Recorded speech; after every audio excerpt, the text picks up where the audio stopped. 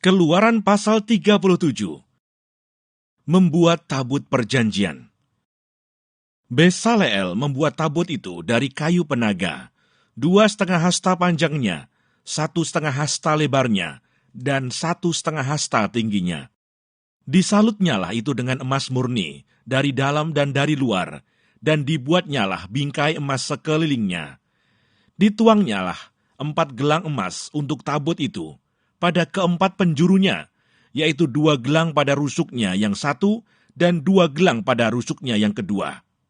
Dibuatnyalah kayu pengusung dari kayu penaga, dan disalutnyalah itu dengan emas, dan dimasukannyalah kayu pengusung itu ke dalam gelang yang pada rusuk tabut itu, supaya tabut dapat diangkut.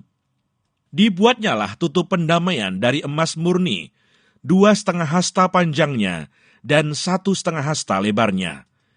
Dibuatnyalah 2 kerup dari emas tempaan dibuatnya itu, pada kedua ujung tutup pendamaian itu, 1 kerup pada ujung sebelah sini, dan 1 kerup pada ujung sebelah sana. Seiras dengan tutup pendamaian itu, dibuatnya kerup itu pada kedua ujungnya. Kerup-kerup itu mengembangkan kedua sayapnya ke atas. Sayap-sayapnya menudungi tutup pendamaian itu, dan mukanya menghadap kepada masing-masing. Kepada tutup pendamaian itulah menghadap muka kerup-kerup itu. Membuat meja roti sajian. Dibuatnyalah meja itu dari kayu penaga, 2 hasta panjangnya, 1 hasta lebarnya, dan 1,5 hasta tingginya. Disalutnyalah itu dengan emas murni, dan dibuatnya bingkai emas sekelilingnya.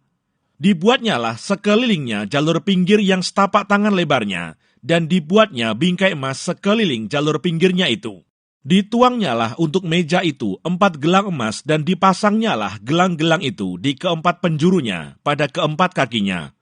Dekat ke jalur pinggirnya lah gelang itu, yakni tempat memasukkan kayu pengusung, supaya meja itu dapat diangkut.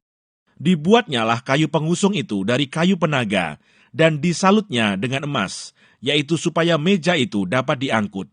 Dan dibuatnyalah perkakas yang di atas meja itu, yakni pinggannya, cawannya, piala dan kendinya, yang dipakai untuk persembahan curahan, semuanya dari emas murni.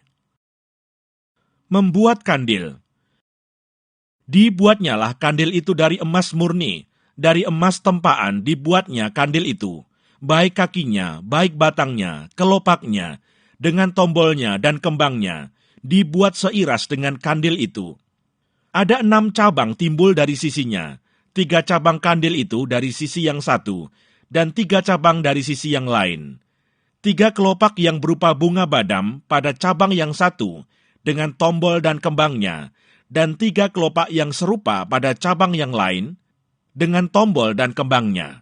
Demikian juga dibuat ke-6 cabang yang timbul dari kandil itu.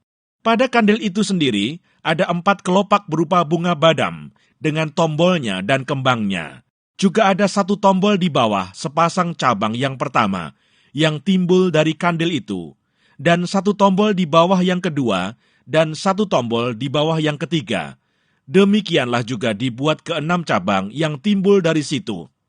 Tombol dan cabang itu timbul dari kandil itu, dan semuanya itu dibuat dari sepotong emas tempaan yang murni. Dibuatnyalah pada kandil itu 7 lampu dengan sepitnya dan penadahnya dari emas murni.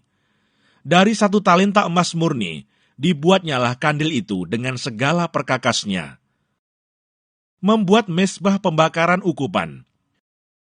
Dibuatnyalah mezbah pembakaran ukupan itu dari kayu penaga, 1 hasta panjangnya dan 1 hasta lebarnya, 4 persegi, tetapi 2 hasta tingginya.